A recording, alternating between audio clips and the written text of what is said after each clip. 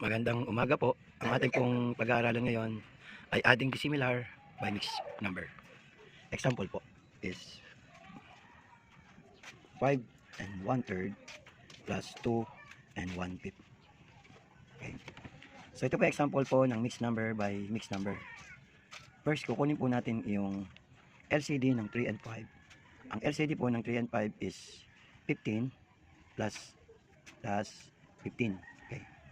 So, second step is i-divide po natin yung 15 divided by 3 equals 5 times 1 equals 5.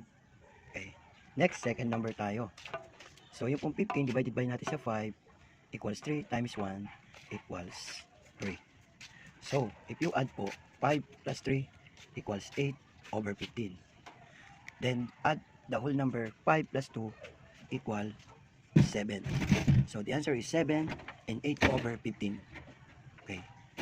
So, you add the similar by mixed number 5 and 1/3 plus 2 and 1/5. Kukunin ang LCD. 15 and 15 i-divide po sa 3 is 5 times 1 equals 5. And then 15 divided 5 is 3 times 1 equals 3.